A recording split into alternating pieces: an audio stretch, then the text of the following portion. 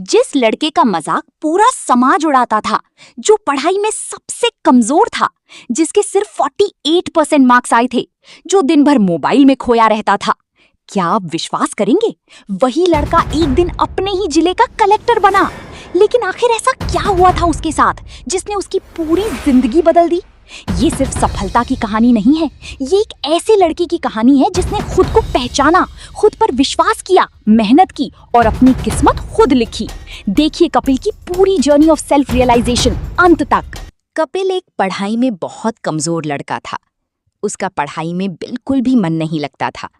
दिन भर दोस्तों के साथ खेलना, टीवी देखना, मोबाइल चलाना, बस यही उसकी दुनिया थी। स्कूल की किताबें अक्सर एक कोने में पड़ी रहती थीं और कपिल बिना किसी टेंशन के अपनी मस्ती में रहता था।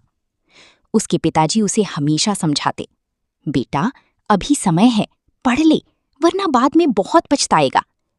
लेकिन कपिल को इन बातों से कोई फर्क ही नहीं पड़ता था। वो हर बार हंसकर बात टाल देता। एक दिन उनके गांव में उनके समाज का बड़ा गेट टुगेदर था। कपिल की मां को वहां गाना गाने के लिए बुलाया गया था। कपिल भी अपने माता पिता के साथ वहां गया। लेकिन ये कार्यक्रम किस तरह का था, ये ना कपिल को पता था और ना ही उसके माता पिता को। जैसे ही वो लोग कार्यक्रम हॉल में पहुंचे, वहां वॉलंटियर्स सबकी जानकारी लिख रहे थे। कपिल का नाम, उसकी क्लास और पिछले साल के मार्क्स भी लिखे गए। फिर उन्हें हॉल के अंदर बैठने को कहा गया। हॉल बहुत बड़ा और सुंदर सजाया गया था। कहीं लोग हंसी मजाक कर रहे थे, बच्चे इधर उधर दौड़ रहे थे और अलग अलग कार्यक्रम चल रही थी। लंच के बाद एक खास कार्यक्रम शुरू हुआ, हमारा आने वाला कल। जैसे ही कपिल हॉल के अंदर जा रहा था, उसकी नजर एक बड़ी बोर्ड पर पड़ी। उस बोर्ड पर बहुत सारे बच्चों के नाम लिखे हुए थे, साथ में उनके पिछले साल के मार्क्स भी लिखे थे। कपिल ने ध्यान से देखा, उसका नाम सबसे नीचे था और उसके सामने लिखा था 48%। ये देखते ही कपिल थोड़ा असहज हो गया। उसका आत्मविश्वास धीरे धीरे कम होने लगा। वो चुपचाप जाकर अपनी जगह पर बैठ गया। थोड़ी देर बाद स्टेज पर बच्चों को बुलाया जाने लगा। एक एक करके सब बच्चे स्टेज पर जा रहे थे, अपना परिचय दे रहे थे, अपने मार्क्स बता रहे थे और बड़े होकर क्या बनना है ये भी बता रहे थे। कोई डॉक्टर बनना चाहता था, कोई इंजीनियर, तो कोई IAS ऑफिसर। सब लोग तालियां बजा रहे थे।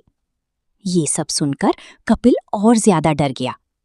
अब उसका नाम पुकारा गया, कपिल। ये सुनते ही उसके हाथ पैर कांपने लगे। वो धीरे धीरे स्टेज की तरफ जाने लगा। तभी कुछ लोग उसके बारे में बातें करने लगे। इसके मार्क्स बहुत कम हैं। ये लड़का कुछ काम का नहीं है, दिन भर मोबाइल चलाता होगा। ये सब सुनकर कपिल और ज्यादा घबरा गया। जैसे तैसे वो स्टेज पर पहुंच गया, लेकिन माइक पकड़ने के बाद भी वो कुछ बोल नहीं पाया। उसकी आवाज ही नहीं निकल रही थी। हॉल में कुछ लोग हंसने लगे। कपिल की आंखों में आंसू आ गए। उस पल पहली बार उसे अपनी सच्चाई का एहसास होने लगा। और फिर वो अचानक स्टेज से नीचे उतरकर वहां से भाग गया। उसके पीछे पीछे उसके अंकल भी दौड़ पड़े। कपिल एक पेड़ के नीचे बैठकर रो रहा था। उसकी आंखों से आंसू रुक ही नहीं रहे थे।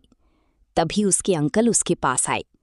उन्होंने धीरे से उसके कंधे पर हाथ रखा और पूछा, क्या हुआ बेटा?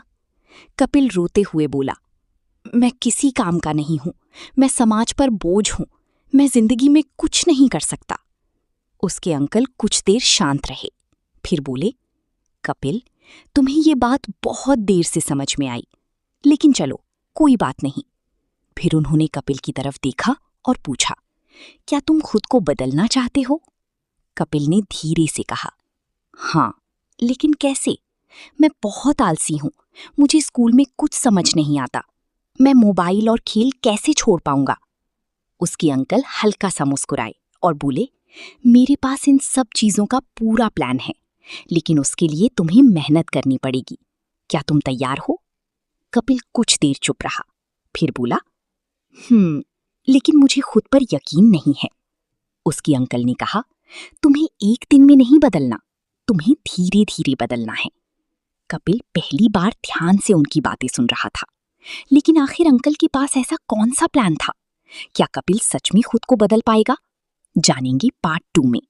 अगर आपको ये कहानी पसंद आई हो और आगे की कहानी सुननी हो तो वीडियो को लाइक करें, अपने दोस्तों में शेयर करें और कमेंट में जरूर लिखें।